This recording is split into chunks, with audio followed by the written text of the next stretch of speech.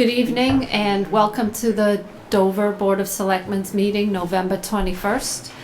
I will open this up for public comment now. It's the first item on the agenda. Is there any citizens' comments? Okay, there being none, I will move to the next item on the agenda. And this evening we have some guests from the Dover Water Company. I will allow them to introduce themselves. But what I want to do now is just give a little bit of background. So about 6 weeks ago, the town administrator and I met with Mr. Vaughan. The purpose of our meeting was there were concerns from residents about water shortages or shutdowns. There were also concerns about the communication or the lack of communication as is required with respect to the E. coli.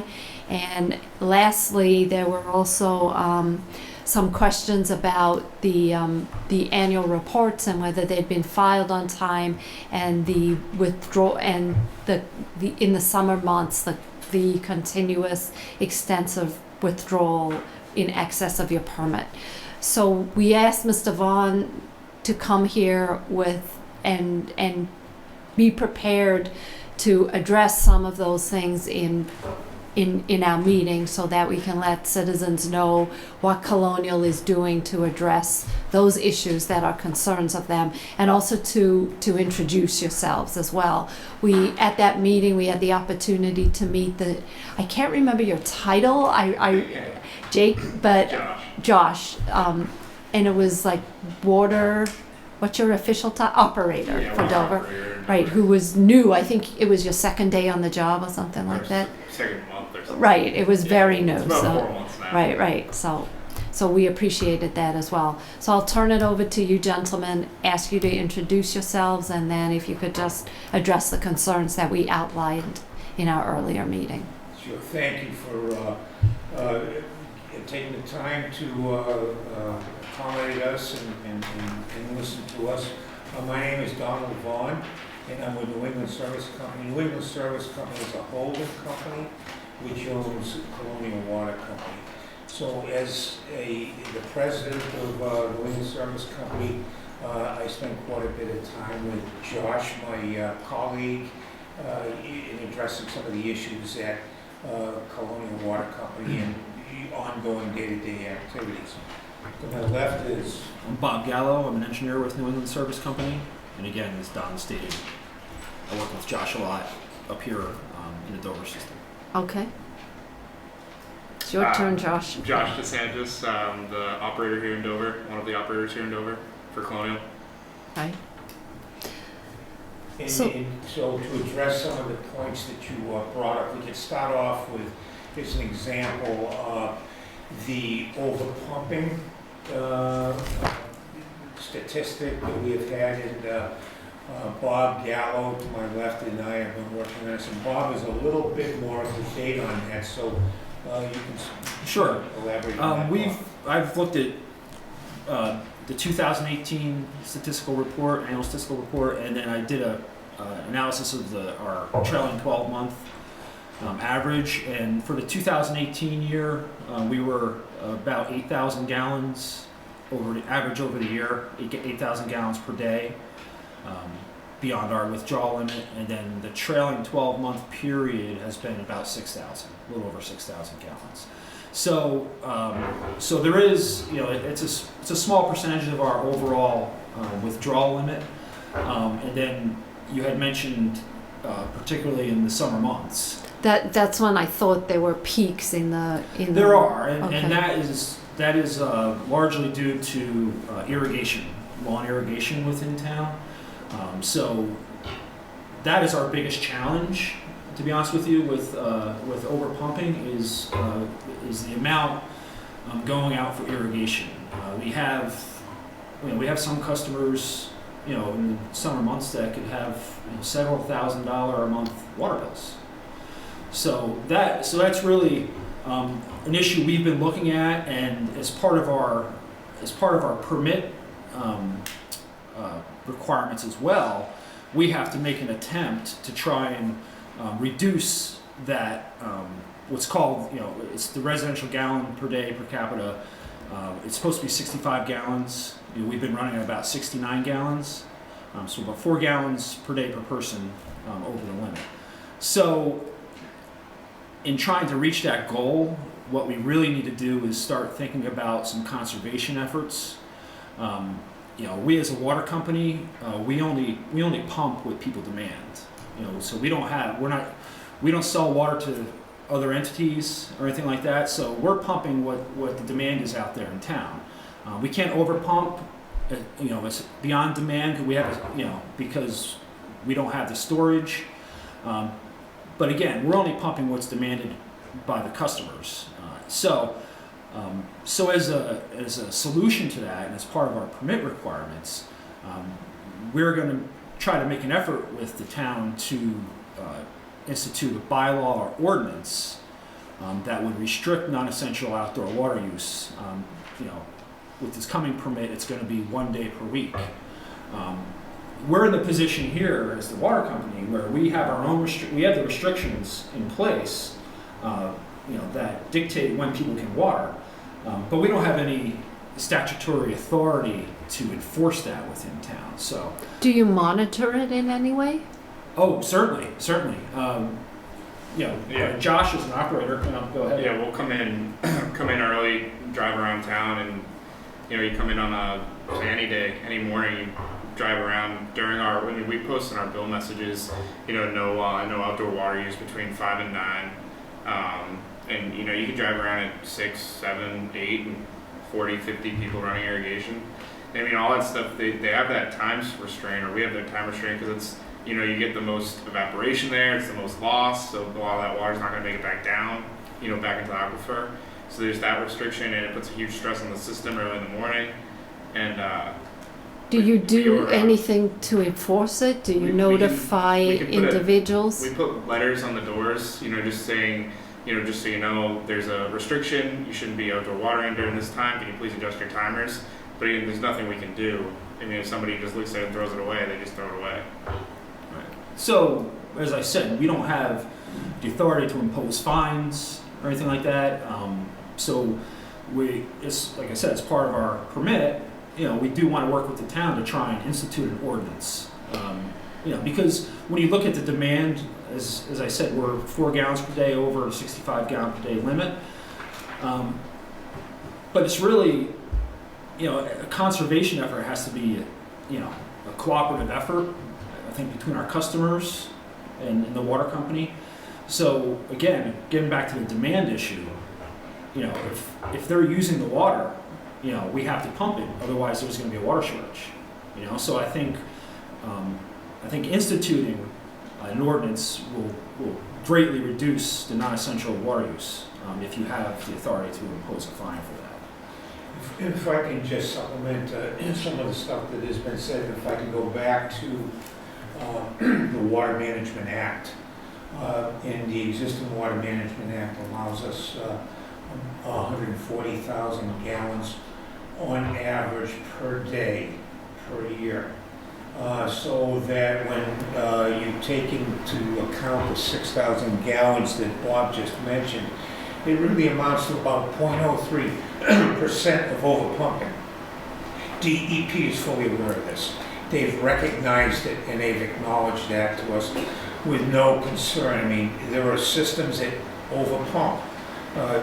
They by necessity. There are systems that underpump. Excuse me. So that we have a community and a demographic that relies heavily on irrigation.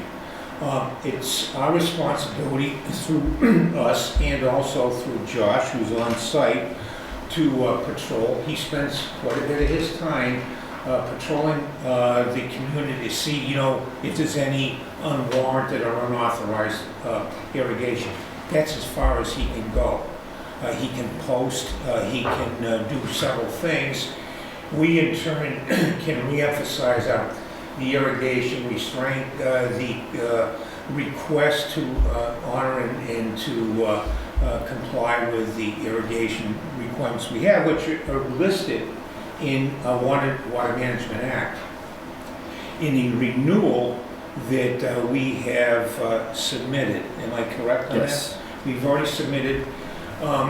We are asked to comply with the 65 gallons per capita per day, which is a statewide target, so that customers in an urban area don't have any problem with that. There's nothing to irrigate. There's no real expanse, whereas customers in a suburban community like Sherborne or Dover or Lexington or Stockbridge, Mass, they have to comply with that. So it represents a difficult challenge to us. And as Bob said, we don't have the authority to fine or lien or shut water off.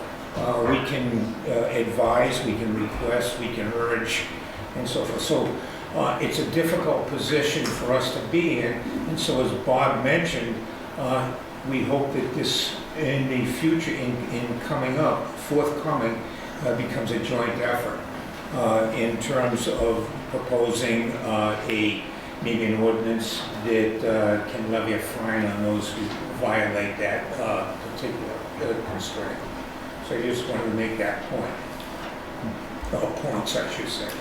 And another component to the pumping is the unaccounted for water in the system, and that's from any leaks you may have in the system. The unaccounted for water is the difference between what you produce at the plant and what the customers consume.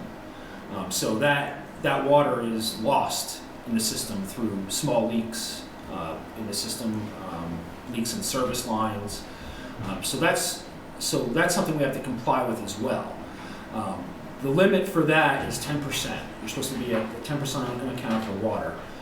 The entire Colonial Water Company at this point is 12.4. So in looking to do that, we have to tighten up the system a bit to reduce those losses.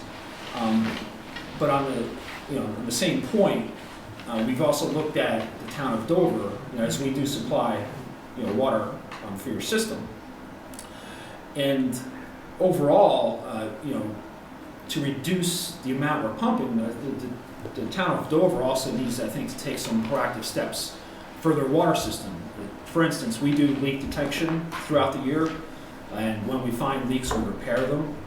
I don't know if the town does that at this point, but to give you an example, the town's unaccounted for water is 17.5%, and compared to our 12%. So that which is still higher than the state benchmark. it is. So so we really want to try to bring this into compliance. As you do share our water, that's something I think we should try and work cooperatively on. Again, this all comes down to what we're pumping out of the ground. So, if we're pumping 140,000 gallons a day, just at 10%, you're losing 14,000 gallons a day of water. And that's the state standard. And just let me add to that also. The unaccounted for water, the target throughout the state probably is 10%. And in Dover, as Bob mentioned, we're about 12.5% or so. And that's been coming down because from month to month to month, we track the 12 months trailing unaccounted for water. So we can see what's going on. We discussed that with Josh, our local operator. Are we doing leak detection? Are you looking at certain areas? The system is composed to a great deal of cast iron pipe, and it probably goes back to maybe 1980, 1970, or in that particular vintage. So one of the things that we can do in our capital planning is to do main replacements, and we intend to do that, and we want to work cooperatively with the town. In other words, if there's in a DPW paving program, we would want to coordinate main replacements before roads are paved, obviously, for efficiency. There are certain areas that we know that main replacements are really warranted.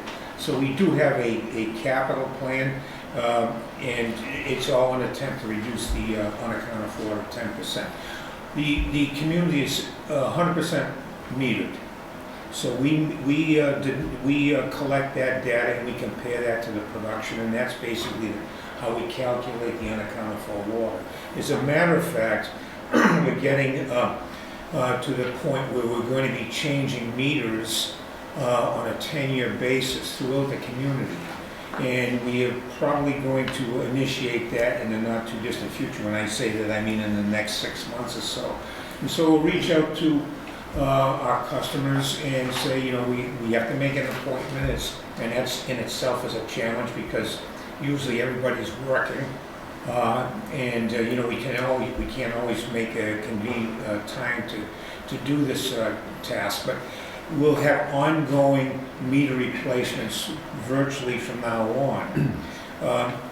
When we first became the operators of this system, we changed the entire meter base, and we have radio read meters as an example, and we read monthly, and what took us maybe 2 weeks to do before now takes Josh probably 4 hours or something like that. So henceforth, going forward, there will always be a continual meter changeout program where we take 10% of the customers. So that amounts to maybe about 50 or 60 customers a year. And we'll plan that. And that gives us accurate measurements also, so we can monitor the efficiency of the system and measure the unaccounted for water. So I just wanted to mention that in the context of addressing the cast iron and the getting to the old infrastructure in the system. Okay, so just to make sure that I understand this, so currently you are withdrawing more water than what is permitted by your permit. By about 0.03%, not And- 6,000 gallons. Well, it's just It's in over excess that. of that. And is that going to create an issue for you during the renewal process of your permit? I don't anticipate. I don't anticipate that. Like, as I said, in our permit renewal, they acknowledged that we were overpumping, but we had not overpumped drastically where they were making an issue of it. And by the way, we're excuse me, we're measuring the aquifer, the water depth. We're measuring that on a continuous basis, and we track that, and it cycles year after year. There's nothing that we're noticing abnormally. So if it were, then we do something, we take action, but we haven't seen any deterioration of the aquifers. It behaves as it always does. So that was, in the town of Dover, one of the issues that really concerned the citizens of Dover is the level, the base level of the water. And so we have put in place our own monitoring program to determine, what is happening to the aquifer, because it's a big concern to us and other residents. Another question I have, I believe in a previous presentation that you made to us, there were discussions about there being excess capacity at Colonial Water. So how does that and your ability to take on new customers, if you're already in excess of your permit, how do I reconcile those two items? Do you have the ability to take on additional customers if you are indeed consistently in excess of what the permit is permitting? Well, that's tied into the unaccounted for water. If we can reduce that, Okay. and also if we can get concurrence and compliance with the conservation efforts that were taking place, then the answer is yes. But How's it's, it possible? pardon me? You have a fixed number of homes. How many homes do you service right now? Approximately 600 and About 1,700 homes. 630. 630 of approximately 1,700 total homes.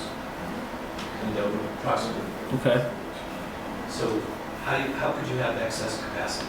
Well, the capacity would come from reduction of the unaccounted for water, Okay, Okay, so currently you're not reducing, you're not accounting for the unaccounted for water. So you have 17% is 23,800 gallons a day 17% is Only the the town only figure. the town's figure. of the That's a town town supply, figure. right? That's only That's the very just small the system I'm in. supply. Yeah. Of the town supply. On Of that, your average, percentages.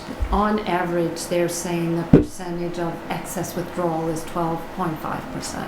Got it. Well, no, the unaccounted for water. Yeah, unaccounted for Got it. water. 12. So a combination of number one, reducing the unaccounted for water, Yeah. and number two, hopefully instituting some sort of bylaw or ordinance that will provide some teeth to the process, I guess you could say. That would greatly, the irrigation, as I said, we see the numbers skyrocket during the summer months. So I think we could easily get down to the 65 gallons per day if we get a hold of the irrigation issue. Do you carve out the summer months and then look at the other 9 months? Yes, we Okay. on What a happens on a in monthly basis, we look back on a 12-month. We look back at the trailing 12 months, so we can see, when the system spikes, demand spikes. We also, as part of our monthly review, we take a look at the top 30 bills within the system. So we identify the highest users as part of our internal process, and we compare to see who is continually above that line, and oftentimes it's due to irrigation. I mean, we don't really have a lot of industrial or commercial uses. Right. So bringing those two numbers more into compliance, speaks to more capacity. What do the numbers look like for the 9 months, for the 9 non-summer months? 9 non-summer months. In terms of production, you mean? In Production terms is of water double. utilization. It's almost double. I mean, I check it every day, the total production. And during the summer, it's for in excess of 140,000. And today, I think we're at the total use of the whole system was like 80,000 gallons. So there's a big, So so the skew It's is huge, dramatic the the 4 to the months. summer months. There's a Right. big variation that they call a peaking probably factor. also depends on how hot it is. It's probably It's even double. higher. It's almost double. Like from this month to July, it's half. And you would expect that in more suburban areas. In the summer months, obviously, there's going to be irrigation. They call the difference between the maximum day and the average day, that ratio is called the peaking factor. And the peaking factor, I think, in Dover is probably around 2, two in that vicinity. So, as Josh says, today we pumped how many? I think it was like 83,000, Yeah. and that was from noon yesterday to noon today. It was about 83,000 gallons. I mean, there's this time of year when you don't have that irrigation demand. We have pump stations that rarely run. Don't run at all. Yeah. I mean, we have to actually cycle them to get them Yeah. to run. So it's a demand issue in the summer months. I think that's really the cause of a lot of the pumping. So there were concerns, and this may be anecdotal, that some of the water stoppages during the summer, early spring and summer, were a result of excess pumping of the system and I think, Josh, you Yeah, dispelled that. You It's talked not true. about, Yeah, right. no, we don't have a system in place that when it gets to a certain gallonage, it shuts pumps off. There's no interlocks like that, and we wouldn't have shut that off. That's definitely not the case. The case was with the water shutoffs were attributed to some of the upgrades we were doing to some of the pump stations. We were adding a SCADA system, so we were able to get monitoring, and we were able to, I can look at my phone right now, and we can get pH, pressure. We were adding all that stuff. We instituted some pH interlocks, so that when a pH level rose, it would shut the system down, like stuff like that. and all those interlocks weren't correctly instituted when they were put in. So we just had glitches in the system, and it's basically what happened was an interlock went off that shouldn't have went off. There was no reason for it to happen, and it kept continuously happening until they were able to figure out what it was and fix it. So as of like the last 2 months, have you had many waters? We haven't had any outages in 3 months now, at least. Yeah, at least. At least. And did you put a system in place to notify customers why they were out? Like, can you segregate that? Because the communication is what's most important. Right, and we had sent out a bill insert. Nobody opens their bills. Yeah, well, I'm moving on from that actually.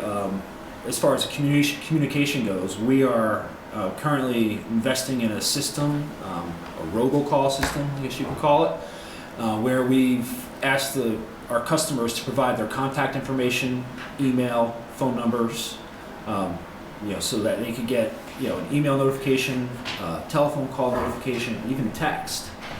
So that's something that we're looking at.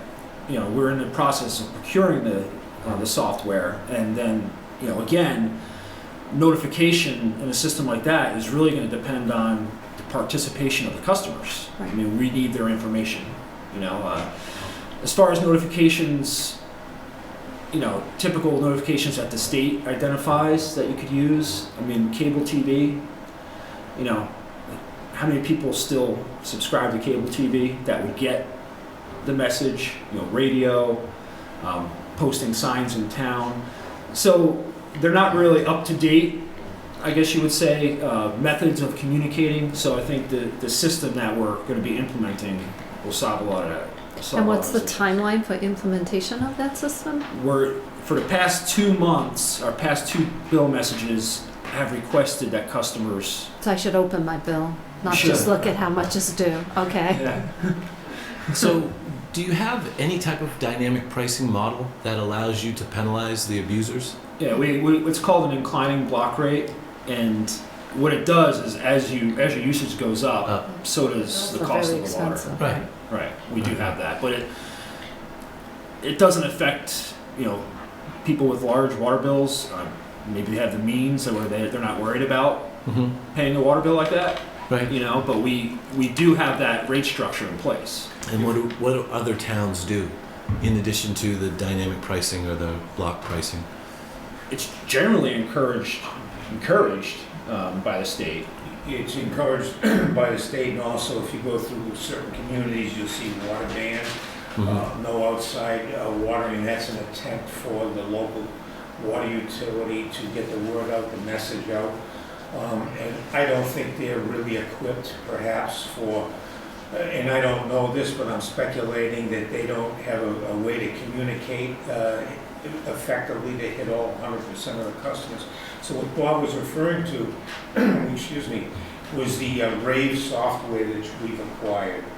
And as you said, we hope to have that in place with all the data in by the end of the year. We're soliciting that information so that we can send out a blast, whether it be through text, email, robocalls, or whatever. So, and we're doing this because we haven't experienced ever, to my knowledge, we haven't experienced a requirement where we had to notify within 24 hours. It was, Except this past a couple of... Except this past incident, Right. and that was what has precipitated this whole thing.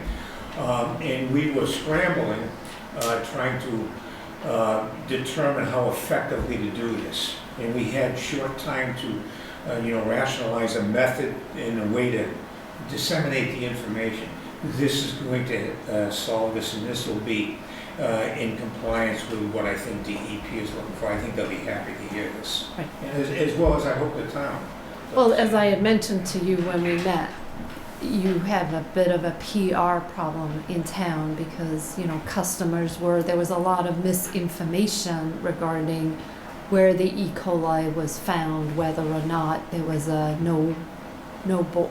boil water ban in place. So, and it was concerning to residents. So, as I had mentioned in that meeting, it's imperative that you find a way to notify your customers within that 24-hour notice period.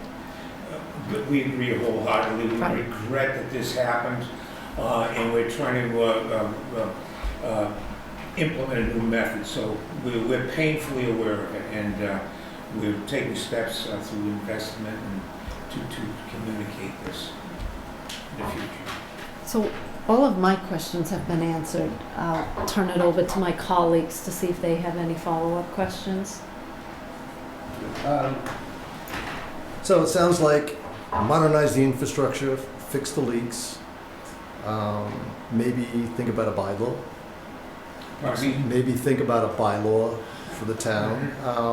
And then I think the idea of spiking, clearly my electric bill goes up in August and July and August. It happens, get a big uptick in that. So some of the stuff seems relatively manageable around the infrastructure issues, the finding of leaks. The awareness thing is a hard thing to do. And if I just follow the electric company model, we get a monthly bill. They have, usage. They have graphs that show current usage the past 12 months, average, and high users and low users. It sounds like and the utilities should actually be able to pinpoint pretty exactly where the people who consistently go over the usage, and I would think that there might be more to do in helping them understand sort of the impact on the overall system. So I don't know how targeted sort of your communication efforts are. And I will tell you right off the bat that I don't need any more robocalls. I don't need any more calls from Then sign up for a text message. Right, That's what I'm gonna right. do. Or, and so it's I don't They even need open any my more bill. text messages. So I think you have to be really creative about how to reach people. There's a service that I'm aware of. It's called Nextdoor. It reaches a number of people. Some people use Facebook. Some people use Twitter. And there's a whole bunch of social media. And so, regardless of that, it is really hard to do. And so you have my sympathies on that one. But nevertheless, it's really important that you find a way to be able to get to your customers if they're with some sort of warning and alert system that is reliable and quick. So again, I just compared the water to the electric sort of situation. It seems to parallel quite nicely. Well, we do on our invoices, we provide the previous 12 months of usage. But we are going to, with our new permit coming, we are going to start more conservation awareness programs. For instance, one of the things that we may be doing is, putting together some materials so that homeowners can do their own home water audit and compare what they use in their house, and compare it to that 65 gallon per day per person, maximum.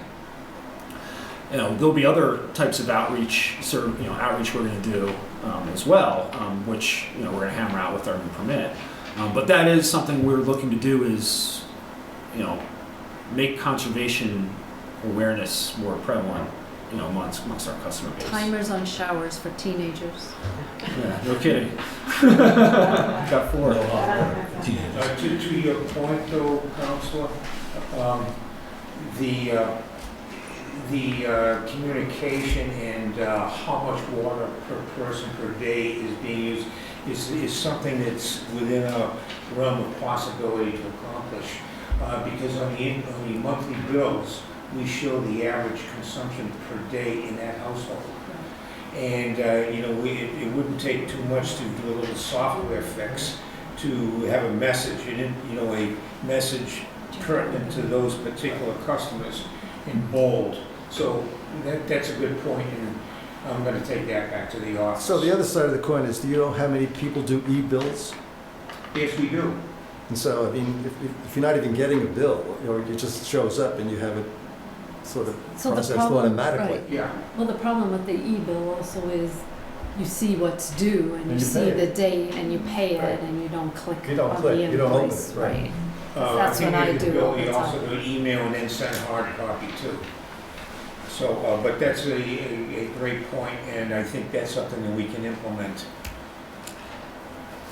Bob, can I just ask, go back to, Bob, are you? No, it's good. You good? Sorry, I didn't mean to interrupt you. It's your turn, John. You have 5 minutes. We're gonna get you, John. It's an inside joke. So could I just ask a couple questions about, go back to the average and the water and the average daily use? Because I think you have a bigger problem for that period of time than it is apparent by when you talk in average uses and what your daily averages are. Because if you're, Josh, you said 83,000 gallons per day right now? Oh, that's just what today was. Ballpark? It's up and down everywhere, yeah. Okay, and so what do you think the average for the 4 months in the summertime are? For monthly, I mean, I don't have it down to the daily. I can tell you monthly. Let's see. Overall production.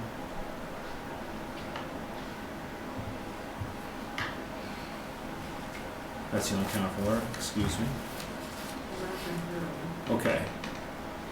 So, monthly, totals, all right, for instance, total monthly, for instance, in January, a cold month, on a monthly basis, we pumped, 3,122,400 gallons for the month of January. Okay? Excuse me, My- may I interrupt? That's not what you recorded in your ASR. This is a trailing 12 month. But for the month of January, you recorded 3,233,000. That's what's in your ASR. So, maybe I can cut to the chase. Just based on my math, the number should be 2,920,000, based on what you said earlier. This is again just me doing it in my head, so bear with me if the numbers are a little bit off. 2,920,000, right, on an average. Then for the, I'm sorry, the 2,920,000 was. you said it was 3 million for the trailing 12 months? No, just sorry, to give you, gentleman behind me spoke up, and Yeah. the 323 is actually it would even out if you include the Charles River. So I'm sorry about that. I didn't include both of them. But looking at our Boston Harbor Basin, let's just look at that for now, just for comparison between volumes. Okay, so January was a little over 3 million gallons. You get up into June, and for the month of June, you have a total of over 7 million gallons. It's So- over That's a double. That's a right. peaking factor, a Right, little over right. two. In my world, the reversion to the mean means you're 6 times the average. My professor might say my math is a little bit off, but I agree with what was just said, that in fact, unfortunately, the months of May through October last year were all in excess of the permit. The permit, however, doesn't differentiate between the Neponset which is up and the Charles River. Okay, and by the way, they refer to the Neponset as the Boston Harbor River. As far as the DEP is concerned, it is an aggregate. So that's what they're looking at, is the aggregate. so have you done the average versus the aggregate? Well, it's what I've circulated to you before, and I don't know if you want me to take up any time in your meeting. Well, this evening, it's not an open hearing. The purpose of this meeting is for Colonial Water to address some of the issues, and we've really allotted much more time than what was allotted for on the agenda. So. 2 last things. 1 minute. Sure. Incentives. What incentive does the homeowner have to disconnect their sprinkler system? Should be to disconnect, Sprinkler system. They don't have to mow their Irrigation. lawn. to pay less bill. They don't have to pay, right? Yeah, I mean, we're not in a position where we pay somebody to disconnect their system. Right. We have rates that we have. Even someone mentioned EverSource earlier. They're their power company. In their rates, they have for instance, rebate programs built in. Right. You know, we don't have that luxury in our rate structure. So as far as incentives for anyone to save water, you know, I mean, we're relying on, you know, getting our message across that, you know, conservation is the key here. You know, the incentive for someone to disconnect their sprinkler system, from my perspective, you know, I don't know what incentive there would be besides saving the money. I hope my wife is watching. Yeah. We have 3 homes and I've disconnected all 3 of them, so. That's good. The incentive is, we're trying to find different ways to have a community effort where we're quite literally drinking from each other's wells. Mm-hmm. You're right. You know, some of the incentives, I mean, as far as lawn care goes too, you know, I'm sure, you know, one of the things you could do to reduce watering is let your grass grow longer, because it overall shades the ground and you lose less water. But those are things that would conserve, not an incentive to disconnect. There are state guidance suggestions for, you know, outright bans on lawn sprinkler systems as zoning requirements. Disallowing irrigation wells in town. That's, you know, as far as a collective effort, like as you said, drinking from each other's wells. As a collective effort, you know, if you're allowing irrigation wells to go in, you know, that's a disincentive. You know, for us, I mean, for water use, I mean, you're drilling a well, and you're allowing them to pump unregulated. You know. Last question for me is: do you have a capital replacement plan in place? Yes, we look at throughout the year. We identify. We have weekly meetings, and we identify problem areas in the systems, and then we target those areas. So if we have a leak detection program, and we find a leak on a main in a road, we'll go in there and replace it, and that'll be part of our capital plan. In a small system like Dover, you know, the best laid capital plan is subject to a positive explosion and blowing up, because anything can happen.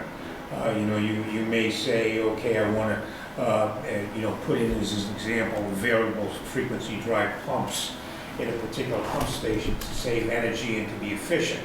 And then suddenly you've got an issue over at another facility that's going to take maybe $75,000 to fix, and you're deferring this. So Josh, Bob, and me identified and prioritized, as an example, a capital needs for, say, we're working on 2020 right now. We had some dedicated projects in 2019 that didn't materialize. So it's really a moving target, but the idea and the essential nature and the intent of the capital plan is to address what's needed and what can be afforded, and how we can kind of mitigate any impacts going forward relative to rates. So to answer your question, yes, we do have a formal plan, but it's very subject to editing and massaging on an ongoing basis. So we have the same thing for our buildings. You know, you have a 20-year plan or so, but just because something is scheduled to be replaced in year 15 doesn't mean it needs to be replaced in year 15. But it's a placeholder that you monitor, and sometimes something that needs to be replaced in year 15 needs to get replaced in year 7. So it's just managing that. So we certainly understand the fluidity of capital plans, but I think it's important to have one or in place, or a framework in place, because, you know, it's Absolutely. important to keep the structure or your infrastructure. And we believe Solid. wholeheartedly in reinvesting in the system, in the community, and in infrastructure. Matter of fact, I think we spent maybe about $450,000 to date on that Norwood pump station. which is not cheap, and we expected it to be in that area. We've got more work to do. We need to get a generator in Norwood, but it's not a priority because the Francis Street generator is going to, it can kick in and we can delay the installation of that generator. There are certain mains that have been identified that we want to replace, but we want to coordinate those with DPW planning, paving plans, and electrical components. We're looking at Draper, as a matter of fact. We're getting quotations. We get 3 quotations. Josh is working diligently on that, and we're going to go with that. I think we said in March. Yep. And so it's ongoing. So I would bet our capital expenditures for 2019 were maybe in the order of maybe 150,000, 200,000. We probably wanted to spend more, but we couldn't get plans together in time, and maybe contractors and vendors and so forth. So, For Dover, pardon me? 150,000 for Dover. Yeah, per In year. Dover. Per year. Mhm. You know, it's at least that. I mean, Norwood was 450, and you know, we're kind of stretching that those payments out a little bit so that we can unify our capex expenditures, so to speak. But we certainly, as Don said, you know, we invest in the systems. I mean, it's to our benefit because it reduces outages. It's going to reduce, you know, our losses in the system, you know, that count against us, to be honest with you, on a daily pumping basis. So, yeah, absolutely. Our capital programs, we spend a lot of time talking about those. So there's one more question and then. Sure. So this is how effective are the odd even bands or the bylaws in sort of affecting people's behavior? Do you have any idea? I don't have. Josh, Well- can you tell? The How what? effective is the odd even band? I mean, I know my letters aren't very effective, so But you said you really don't have any. the problem is it's like we said, is I can tell somebody anything, but there's no enforcement behind it. And I mean, I could say, you know, you can't water your lawn today, and they'd be like, Okay. Yep, no, it's just. Still gonna just do it. If you had any anecdotal information or yeah, data. no, we don't have any like. It's a lot of nighttime irrigation too, so that's hard to detect. But I think to your point, we can monitor a lot better than what we're doing, the 65 gallons per capita per day, which is produced on the customer's monthly bill. And we can have a software routine that puts a bold message right there. Right. You know, you used 27% more water than your environmentally efficient neighbors. And Okay. that's what I get from the electric company all the time. Thank you. But to your point again, how effective is it? Well, it would be, you know, if the town were to institute an ordinance, that's where you would get, I think, you would be most effective If we enforced it. because you can enforce it. You know, that's going to be, you know, the shortest way to reduce the outdoor water. Okay. Thank And you. as I mentioned before, just quickly, currently our restrictions are on a daily basis. Under the new permit, it's going to be restricted to 1 day a week for water. So it's going to be even more severe restriction. So you can water 1 day per week.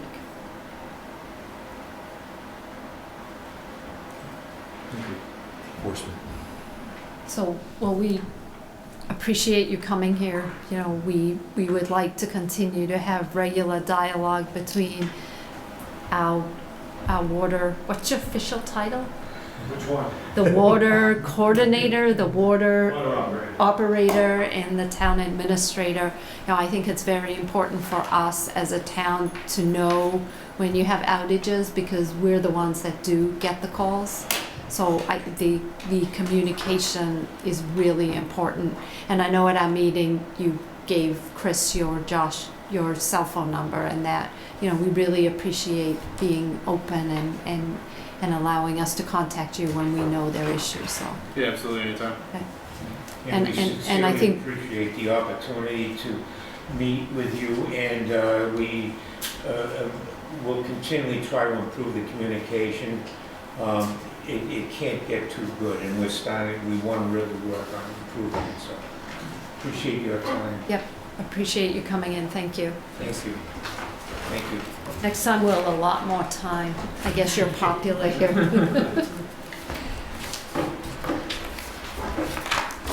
So the next item is the tax classification hearing. So we're gonna ask that you also move to the table, because that way those watching can hear. Are you gonna support Amy? Yeah, we're going to support her. Yeah. But she's got the mic. Nobody's gonna sit with her? Yeah, Bonnie, Bob, you can sit. Right. Oh, that's all right. It's by myself. Bob's the chairman. Yeah. So every year, the You have to assessors, introduce yourself. Amy Gow, Town Assessor. Bob Cox, Board of Assessors. Chair. Chair. Chair. Bonnie. They don't wanna, Oh, you don't want. That's all. right. Amy, this is Amy's. So every year, the assessors come before the board to ask you to vote on 4 tax rate options. The first one is the residential factor, to maintain a single rate factor of 1 or a split rate factor of less than 1. The open space discount, Dover doesn't have any space classified that way, so. Also the residential exemption, and that would shift the tax burden from properties that are principal residence to vacant land or rental properties. And the last one is the small commercial exemption, and that would reduce the taxes of properties occupied by small businesses and shift the tax burden to the larger commercial or industrial taxpayers. Of which we have. It's less than 3%. So the Board of Assessors is recommending a residential rate factor of 1 and no votes on the open space discount and the residential and commercial exemptions.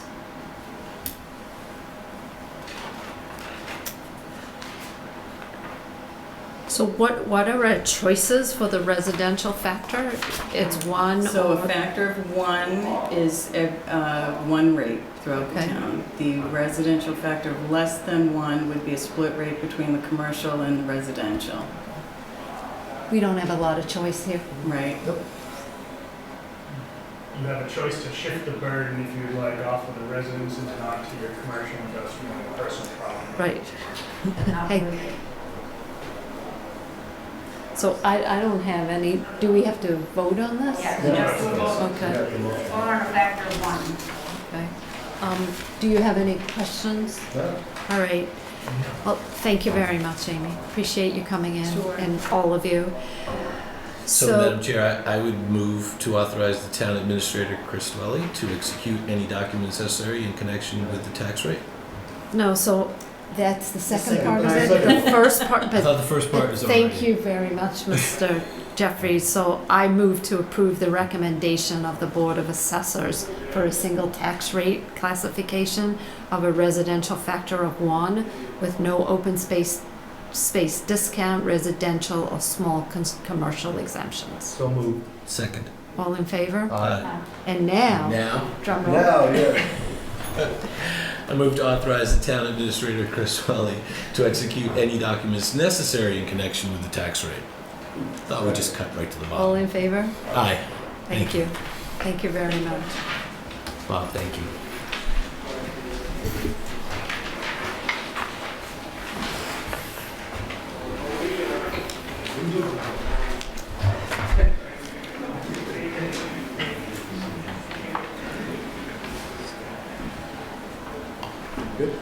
So the next item of business is approval of a conservation restriction at 55 Pine Street. And I'd like to invite you all to the table.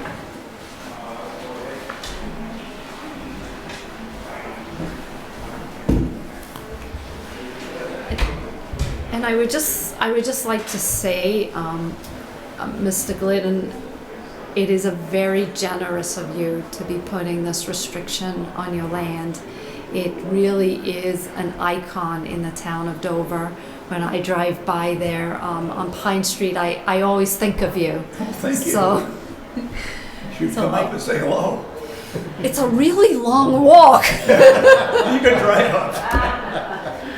Well, one of these days I want to come and understand your bee because I assume you make honey, right? What? Do you make honey? Not anymore. Okay, because I Yeah, we see used some. Okay, Yeah. I will take you up in your offer and Come on come up. and say hi. Yeah, for sure. So I believe who's going to make the presentation this evening? I think that's a perfect presentation that you just made. My name is Tom Honeywell, and I live just over on Glen Street in South Natick, and I'm happened also to be a lawyer, and I've been working with Mr. Glidden regarding the conservation restriction that you just described that relates to his property that abuts Pine Street and Center Street.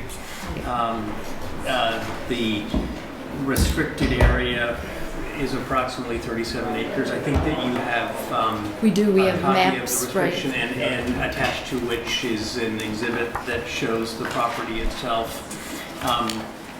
It's an extremely straightforward restriction. There are no building envelopes. There are no natural resource related development rights like wind farms or solar fields or anything like that. Aquifer related rights that sometimes you find in other more complicated ones. This is a pretty straightforward restriction that would prohibit in perpetuity the development for residential purposes, or really any other structures beyond de minimis sheds for if there ever were to be grazing animals or just to caretake the property.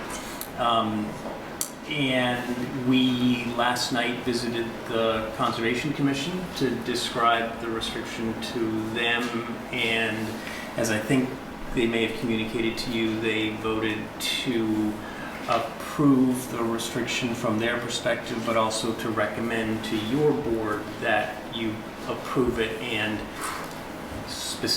most importantly that you sign the signature page to it, so we can send that back to the State Environmental Affairs Office, whose rules, which the mountain comes to them, and so they ask that they sign it last, and they have reviewed it. Town Council has reviewed it. The Dover Land Conservation Trust has thoroughly reviewed it. So we are asking for those actions tonight. So there is a representative of. Which hat are you wearing tonight? Both. Would you like to comment? I appreciate your email today, and it's also in the package, the recommendation to move. Right, so Open Space in our November 5th meeting voted unanimously to recommend that we accept the conservation restriction. We have the memo, and just confirming the last meeting, the Concom did vote also unanimously to recommend that you approve the conservation restriction, and the chair also signed the document for submission to the state. Would either of you like to comment? Very You know, I can't help saying, especially after reading the water people. My grandfather, when he moved here in 1914, first thing they did was drill for water. Uh-huh. He didn't drill, he drove. Driven well. And one of the things he said, well, I just read this journal when he called this place Wildwood. That was in the days when people named their farms. Wildwood is a beautiful valley located in the town of Dover, county of Norfolk, Massachusetts. About 1 mile from the Dover station and 18 miles from Boston Post Office.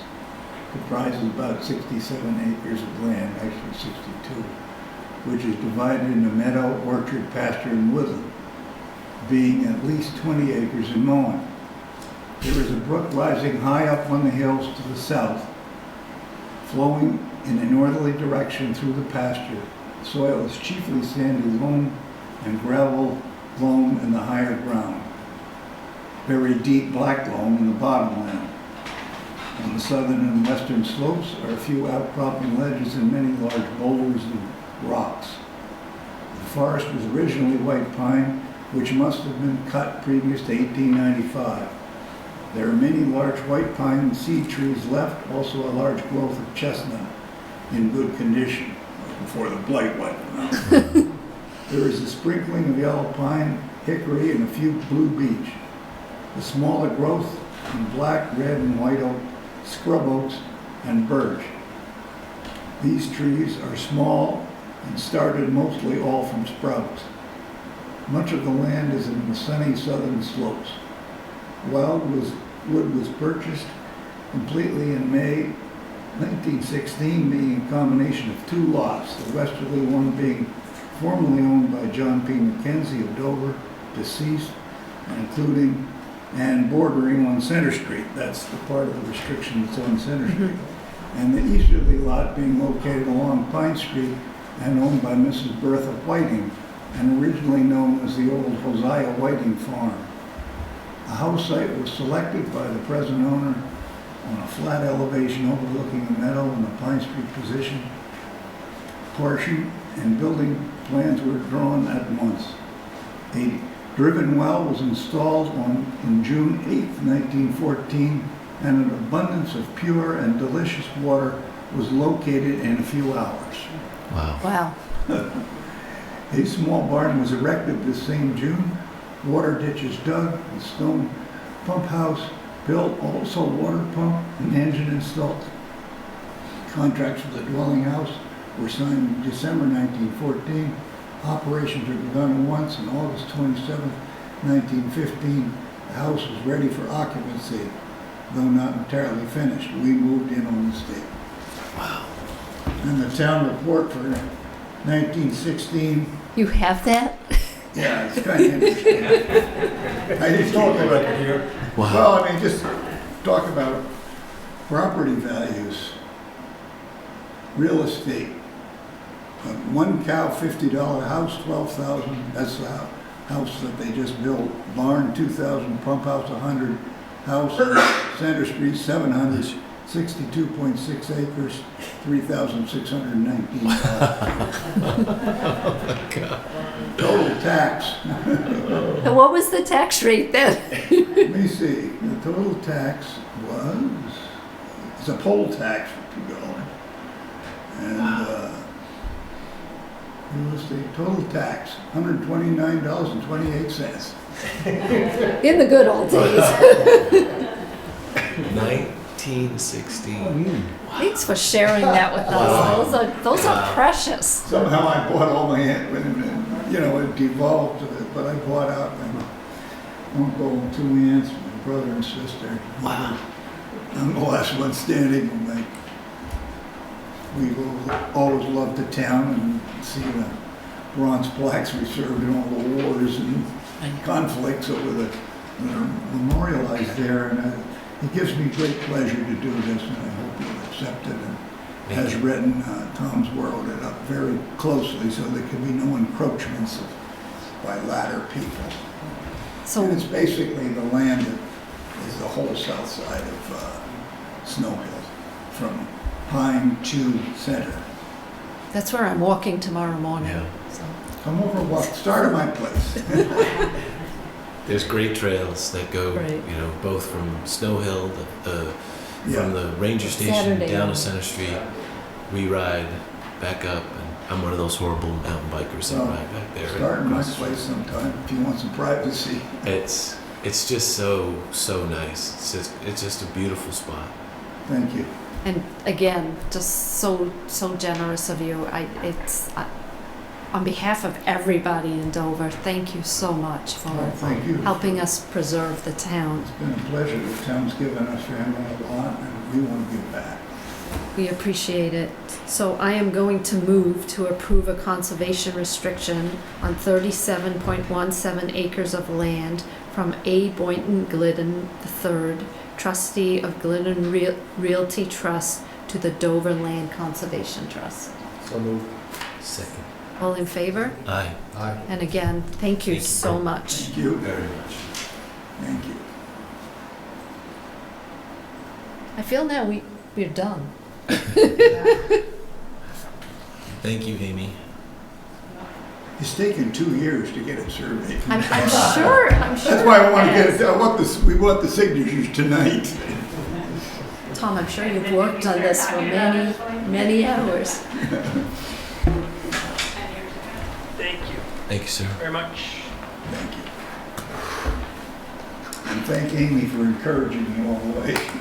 Amy's the cheerleader, the quiet cheerleader.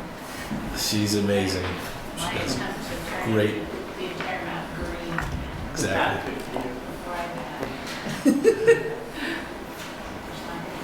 Any way I can help you. Thank you again, and Thank have you a very great much. Thanksgiving. Right, and thank you so much for sharing those journals with us. Here's the baseline report, I'll keep it. And if you want to read it, I've got it. Okay, Okay. Thank you very much. thanks. Thank you. Amy, thank you again.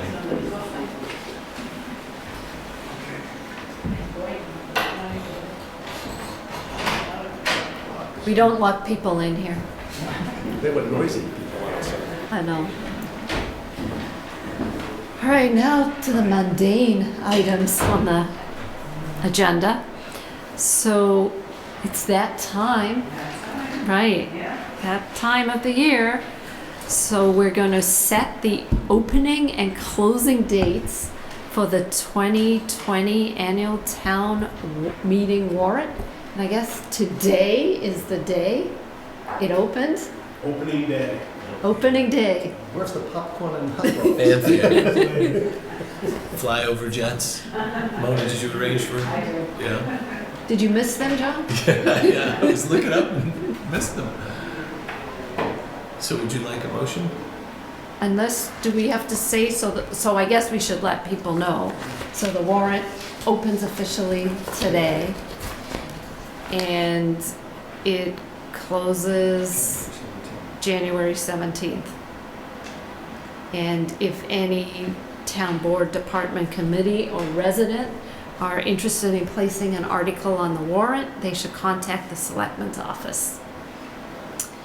And, you know, we will have reminders in January of when the warrant closes, but for now it's it will be January 17th. It's a long ways away from today, but in December it will be a lot closer. Yep. So I will move to set the opening and closing dates for the 2020 annual town meeting warrant of November 21st, 2019 to January 17th, 2020. So Second. All in favor? Aye. I don't know, 2020 2020. just makes me feel old. It's just beginning. I remember when a certain company I worked for had a 2020 project This is, Wow. on the books. well, remember the preparation for 2000? Oh, Yeah. yeah. Well, it's right around that same Y2K. time. Y2K, right. And then nothing happened. It was Yeah. like the biggest letdown in the world. It's like, okay. That's a good thing. Yeah. Clocks didn't stop. Right. Computers didn't all shut down. Amazing. Okay.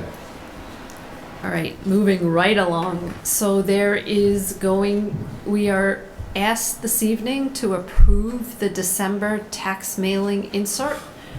From time to time, we put inserts in the tax bills of different things to remind residents of. This is the 2020 important dates.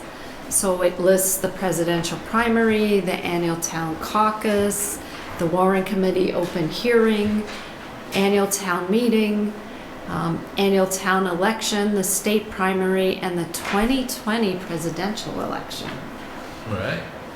So if there are if there are no further questions, I move to approve the 2020 important date insert into the December 2019 tax bill mailing. Seconded. All in favor?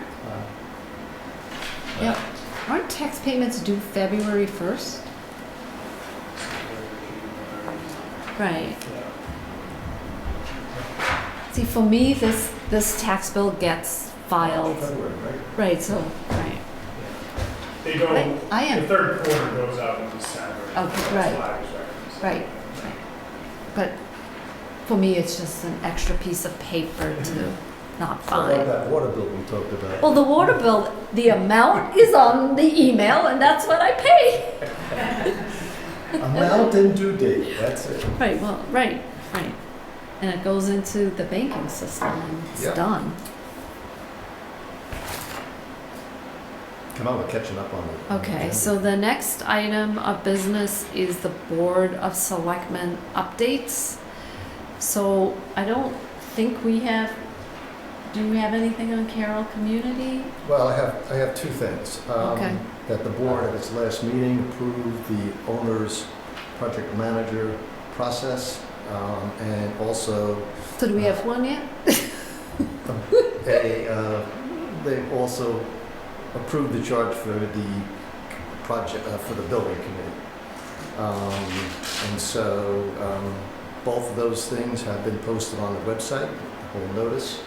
So people who are interested in the project going forward, that's where the information resides. Chris, I don't know if there's anything on the owner's project manager's search. Yeah, the only thing I would add is that the search, the selection committee, will meet on Monday, this coming Monday, the 25th, to review a draft RFQ in anticipation of posting the hearing. So is this the first meeting of that? It'll be the first meeting. Yeah. And the RFQ is for for us to interview, to begin the interview management. As part of the selection criteria, It's as the a first first step. the board will conduct interviews with the three finalists. Right. Okay. Yes. Yep. And you have anything on that? So we did get a communication from our attorney where the Friends reached out to the MBTA, and the MBTA's initial response was, well, we would prefer to work directly with the town. And so, the response was, well, we've tried that route, so we need to go back and continue to. This is just circular. It's circular, right? What else did they say? I can't remember. Yeah, so conversations are ongoing Right. between the parties on how Best. best to move forward. So on the Technology Advisory Board, going back a week or so, there were sort of three things on the table. One is we're awaiting the report for a retrofit Which on is- technology assessment, which is due next week or so. There's been Well, a Thanksgiving. There's- You It's gonna work be a- people hard, Chris. There is ongoing research going into Civic Plus. They have two products that they offer that we're looking at both pretty closely. And the third thing is we're still trying to figure out if we can do anything to help the website page loading happen more quickly. And the next meeting is this Tuesday. I will say just the website page, hopefully it wasn't unique to me, but today and yesterday, the uptime of the website was very quick. Yeah, it happened to be over the weekend. Yeah, so. And it was quick. That it was quick, yeah. So hopefully it's stable at this point. The weekend was also quick.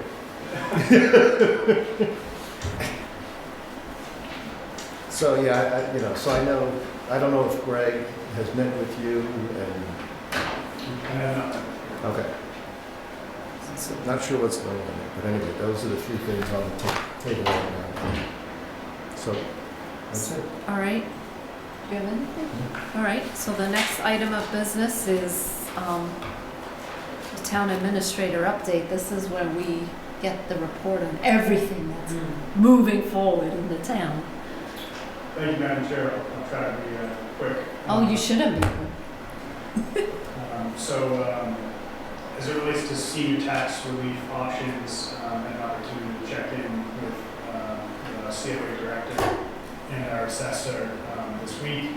They will be before the board on a meeting on January 9th to present two things.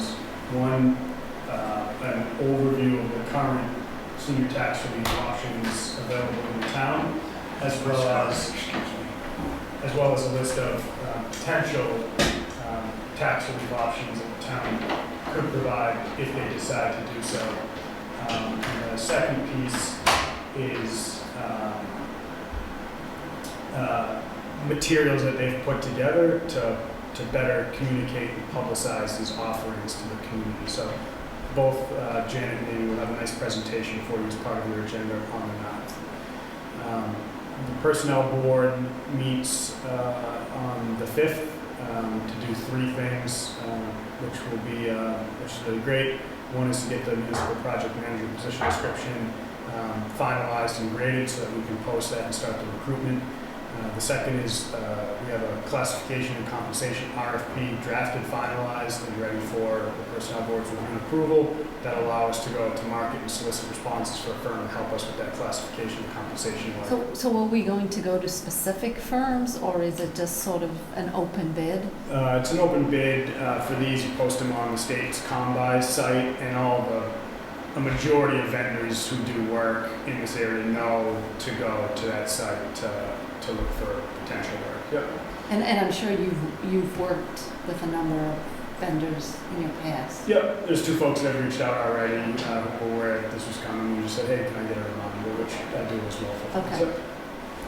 And then the third is we've drafted a scope of work. It won't be an RFP, but a scope of work because it's a smaller dollar item to update the personnel rules and regulations. So we'll get that approved and then be able to contract for both of those things to get those moving. To the same contractor, or they're different? It could potentially be the same contract, or it could be different. Okay. Yep. Next item is for our next meeting on the 6th or the 4th, whatever, Wednesday the 4th, thank you. I'll have a recommendation to the board to contract with a firm to help us consolidate and coordinate efforts around our reserve policies. So this touches on the board's goal as it relates to free cash and capital reserve policies to really help work with, to build off of and take all the great work that's been done in the past, work with the stakeholders to get everyone together. It's really to help project manage this effort if we want to line things up for this year's town meeting. So we work with the Board of Selectmen, the Warrant Committee, all the stakeholders, and it'll be a good assistance. There's firms that do a lot of this work in other communities, so it'll help us really move forward with that work at a more rapid pace. What I really like about this is it will also provide us with external benchmarks. Yes. Which is right, Yeah. which is where we've struggled a little bit, and I think it's been a hindrance in us moving it forward faster. So that's a great suggestion. It comes at a good time as well, because it's at exactly the time that we will have met with the free cash group and said, for the first quarter of the fiscal year, how are we doing relative to the benchmarks that we established last year. So But it's going to give us external benchmarks, and I think Always nice to have. it's Yeah, really more nice to data. have, and it's Always nice to yeah, nobody can say, well, there's you missed something. there's ulterior motives for one or the other. It's just benchmarks, because they have no vested interest. You know, they're just going to tell you what other towns have done. Do you have any other? We've talked about how this sort of assessment, outside vendors, same thing with for the accountants using outside vendor that we are in the process of right now. That's the DOR. Are you confusing that with the Yeah, the DOR? Yeah. So that's free, actually. The DOR engagement Right. is free. It's free. they'll be in town the beginning of December. So we should I don't stay have a away? confirmed date yet, but they'll be here in the next few weeks. They'll want to meet with the board members individually and they'll meet with other stakeholders. Will we be in the community to disguised? start. Our voices, No. You want an avatar? But part of that, they'll recommend that the community develop reserve policies and, Right. that's coming and, it's Right. okay to do this. again. Again, the right. timing is good. Exactly. It's from a timing standpoint Right. that Right. I was sort of getting to is Able to get the tech help? Yep. The next item is, we're just wrapping up conversations as it relates to soliciting quotes from firms for this work. I will have a recommendation for the board also on the 6th. And then if the recommendation on the 4th, excuse me, I don't know why I keep doing that. I wish it were the 6th because I So have December 4th 2 is a meetings on Wednesday. December 4th that I need to do. But the 6th would be a Friday. We never Then did why it didn't we Friday. do it on the, I think so. I think there was just an issue with the okay. And then, if the board approves, so what I'll have with you, I'll have the scope of work, which is all the things that we talked about on-site support, Yeah. emergency support, strategic support. And then with your authorization, we'll be able to move forward the next day. Great. The other And then piece, with Thanksgiving, that's like 2 days away. right. link it's here. The other thing that'll be on your agenda on the 4th, thanks to our building superintendent, will be a building facility assessment recommendation for a firm to come in and do that work, help support the work that the capital budget committee has done, help support the work that the building superintendent has done, and really develop out a 1 to 20 year overview of what we're looking at as it relates to facility costs and maintenance, which goes into play with our reserve policies and Right. everything else. So that'll be good. And then the last two quick items I have for you is this Monday, the Hale Partnership Task Force will meet for the second time. We met last week to discuss the proposal and kind of, how the committee the task force, I should say, will move forward to vet the recommendation or the project and make a recommendation to the community. And Selectman Jeffries, I don't know if there's anything else you wanted to add. The only thing I would add, Chris, is thank you. It's an overview, great overview. That there's a very broad group of people who are represented on the task That's force. what they wanted. And it is really it's a great group of people who are putting a lot of time, effort in to try to figure out what is the most advantageous way to maximize the tremendous natural resource that we have in Hale as it abuts Caryl and Powysset and so many areas we had identified, and with the help of Amy just in that first meeting, how many restrictions, conservation restrictions, from going all the way from Wilsondale Road along Dedham Street all the way up Walpole to Powysset. It sort of the envelope around the entire area, the potential for this type of thing on Pine Street, and how Pine Street connects to Rocky Woods and to the Snow Hill Reservation. Right, I mean, you don't realize how much of a connection How there is connected between a we lot are. of these places, right? It really is. It So really is when impressive. I'm not here on December 4th, it's because I'm lost on Snowsville somewhere. So- We'll come and find. Get an RFID, get you a tag and you won't be lost. Yeah, it could be good. I think I was at a long-range planning committee meeting on Tuesday, and the chair of the planning board was there, and she's going to bring in a sort of a consultant at a meeting on December 2nd. As somebody who has expertise in sort of natural resource preservation planning. Sort of, it's that long-standing bylaw that they've been working Right, on. I think it's 6:30, so just so you know. okay. Might be an interesting place to be. be. Okay, so one other thing that we've heard tonight, sort of one of the common denominators is there's a cost to a lot of these resources. There's natural resources that we have, and there's a cost that if we don't manage either knowingly, or in some cases, as we heard earlier this evening, unknowingly, we go over and we take away the benefit of having these resources, or we jeopardize the benefit of the resources, and we have to be Well, to be vigilant. a long-time resident, to realize that when we had the drought a few years back, some Yeah. people were having a lot of problem with their well water, yeah? Yeah, Now we gotta be very careful about resource the management. generosity of some people, and yet just without vigilance, where we need to think about financial obligations and how do we equitably enforce things like water use.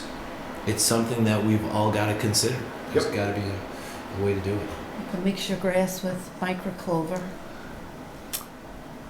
You don't have to fertilize, provides nitrogen. You don't have to water. You can get a drought-resistant grass seed. Yeah. I was watching this old house.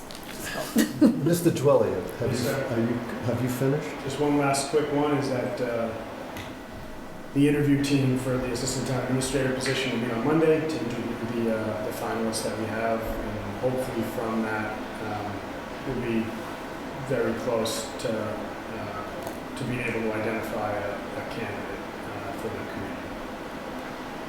That's it. Sure. So we are now, thank you very much.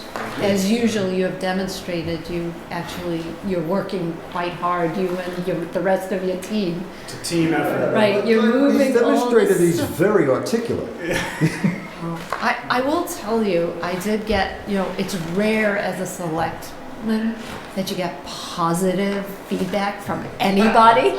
You only hear about all the things Only that positive. get, well, I don't know who you're John is talking very to. generous. Right. Only You positive. must be paying people, but I did get positive feedback on the goals update. Oh, good. Right. From the early November meeting? Right. Yeah, that was. That I forgot to communicate, and I got this like 5-word text message, and it said, "Wow, that was impressive! All the stuff they're working on." Yeah. So, exclamation mark! So, all of you, and this was a chief complainer. So, Wow. so I think that was. Nobody related to Bob. Right. So with that, I'll move to the consent agenda. All right. So we are going to approve special licenses for November 13th and 23rd. So those were retroactive. Well, The 23rd's coming up. And then December 4th, 5th, 10th, 13th, 14th, 20th, there are 2 events. And then also approve the October 30th minutes for our open session meeting. So I move to approve the consent agenda as presented. Second. All in favor? Aye. Approved? So December 4th must be something special. You go into that December 4th party, is that why you're confused Well, I about told you 4th and 6th? that would be a 3rd thing I have to do. You take a peek here. What is the December 4th thing? Mona, do you have it memorized?